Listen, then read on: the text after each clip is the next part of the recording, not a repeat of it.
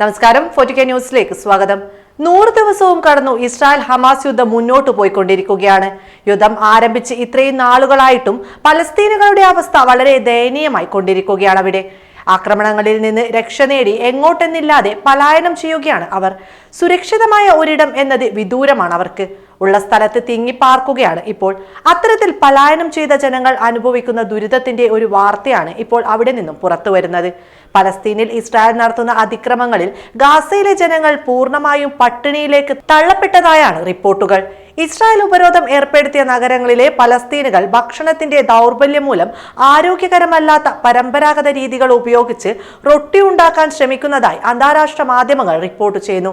മൃഗങ്ങളുടെ കാലിത്തീറ്റയും പക്ഷികൾക്കായുള്ള തീറ്റയും റൊട്ടിക്കായുള്ള മാവിൽ ചേർത്തുകൊണ്ടാണ് പലസ്തീനുകൾ നിലവിൽ ഭക്ഷണം പാകം ചെയ്യുന്നതെന്ന് റിപ്പോർട്ടുകൾ ചൂണ്ടിക്കാട്ടുന്നു. അത്തരത്തിൽ ഭക്ഷണം പാകം ചെയ്യാനും കുട്ടികൾക്കടക്കം ഈ വിഭവങ്ങൾ നൽകാനും പലസ്തീനുകൾ നിർബന്ധിതരാവുന്നുവെന്നാണ് റിപ്പോർട്ടിൽ പറയുന്നത്. പലസ്തീനിലെ ജനങ്ങൾക്ക് ലഭിക്കുന്ന ഭക്ഷണം ഭക്ഷ്യയോഗ്യമല്ലെന്ന് മധ്യ ഗാസയിലെ ഒരു മില്ലിന്റെ ഉടമയായ അബു അല മാധ്യമങ്ങളോട് പറഞ്ഞു.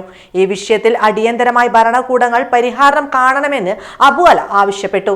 അതേസമയം പലസ്തീൻ അഭയാർത്ഥികൾക്കായുള്ള ധനസഹായത്തിൽ ഐക്യരാഷ്ട്രസഭയിലേക്ക് നൽകുന്ന സംഭാവനകളിൽ ലോകരാഷ്ട്രങ്ങൾ തടസ്സം സൃഷ്ടിക്കരുതെന്ന് UN സെക്രട്ടറി ജനറൽ അന്റോണിയോ ഗുട്ടറൻസ് മുന്നറിയിപ്പ് നൽകിയിരുന്നു. ദശലക്ഷക്കണക്കിന് പലസ്തീനുകളാണ് ഏജൻസിയായ റിലീഫ് ആൻഡ് വർക്കിനെ ആശ്രയിച്ച് നിലവിൽ കഴിയുന്നത് ആന്റോണിയോ ഗുട്ടറൻസ് പറഞ്ഞു.